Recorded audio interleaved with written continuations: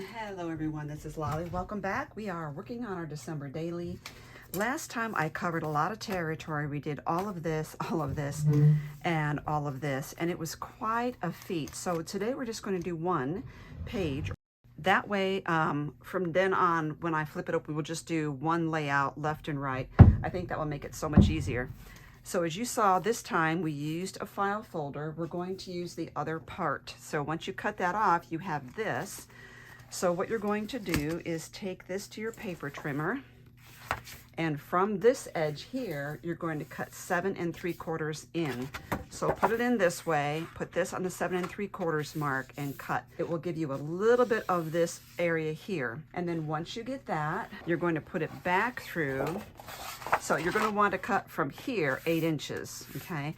If you cut from here, then this will be the whole tab. You want it this way. It'll give you part of that big, huge tab right there. So that's 8 inches. And then once you get that, you're going to want to score that from here in 4 3/4. So that gave us this. And also I'm going to round this corner here in a minute. But first I'm going to fold this over so that you can see what we've got. There we go. And so now I can round this corner here. I just like that rounded, but it doesn't have to be. It's a pocket, but there you go. Cool. And what I'm doing is, this is going to be a pocket right here, and I have pre-cut my papers. This, which our normal page is 8 by 4 3/4, but I made this 7 3/4 by 4 1/2. So it just fits in there with a little bit of framing. You can distress this if you want, you know, whatever your desire is. I'm not going to this time. Now, I decided to come in on a Saturday and do this while the workmen are not here in my house, because, you know, my last video in this series, oh my goodness, the hammering from the workmen was so loud. But now, right above me is a hardwood floor that hasn't been pulled out yet, and my husband is above me scooching a chair around, so just and then to mat this, I've chosen this. Now I cut this in 4 inches, which is more than what we need because I wanted to preserve this warm wishes. I really like that, and if I cut it from here, it would have said war wish, and I don't want war wish. So sometimes you have to just be willing to sacrifice some paper. Now this for me is 3 1/2 wide. So I need it 3 1/4, 3 1/4 from this edge. So let's do that. And now we can save this for another decoration. So we have that, but remember this is 8, so I want it to be 7 3/4. And I think I will, oh, I can't do it here. And that gives me this. And yes, that does fit. Now we're gonna get our pencil out.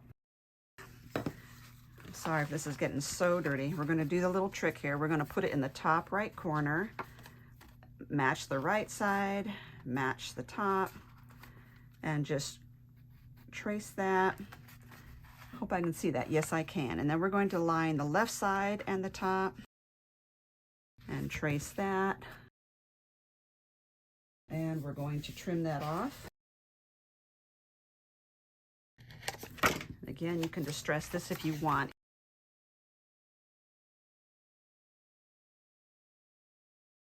This is very light distressing. Okay, now we are going to get that on there. Perfect. If you want to see again how to mat something this shape like that, I'm giving you a link under this video on the tutorial just how to do that. Now I also need to make sure I get my holes there before I go getting crazy here.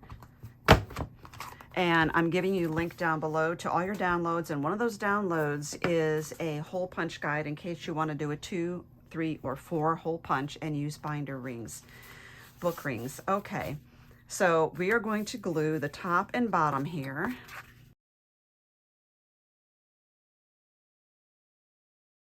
And let that hold for a minute. And I could put the hole reinforcers on here to make it interesting, or I could take this strip here, which, you know, matches that, and just run it right over there and put the holes back again, which would be really cute. I kind of like that. I'll tell you what we'll do. We are going to also look at this, which I think here's what we're going to do. This strip says Joy to the World. We're going to use that. Now, this comes as a 12-inch strip, but I can't ship it that way very easily. So when you get it, it's cut right here. And then what happens is you could still fit it on there because it's 8 1/4. See, it still fits. There we go. And that just perks that up quite a bit. I don't have to do this right now. Let's look at tags for this. First thing I have this one here, and I think I'm going to make another tag here, or a pocket or whatever. Let's see about that. I have this that I want to use for inside. Now, when we have, oops, that didn't work. Okay, let's re-glue this. When we put this in there, you see this green edge gets lost, and it's also a bit wide, and I think it's going to be difficult getting that in and out of the pockets. But if we trim off just that green strip there, just make it really pop better. All right, so we have this, and it's still a really cute card, by the way. So that will go in there, but what I think I want to do is get one of those little circles that I've been cutting out, like this, and turn it around and glue it on this way, maybe, as a pull tab. And now you have a journaling card for that day. And then this, it could go this way, but I think it gets lost in the beige and the beige. But if we turn it this way, it shows up a lot better. It has a nice little frame around it. I'm wondering about that notch right there. This could just be a tuck spot. I think that would be great. That way it will just open like this. We would glue this side and this side. Now, because I didn't glue that corner, it's not going to, I'm not worried about it sticking out there. So there's that. Okay. And we have, this was left over from something we had cut off of our paper. Have the word peace. It's kind of an unusual shape here, so let's get that matched up. But I really do like these, and I think that what would be great here would be to put the number 7 right there, or I could put it right here. There we go. Could put it right in the corner. Make sure that still gets in there.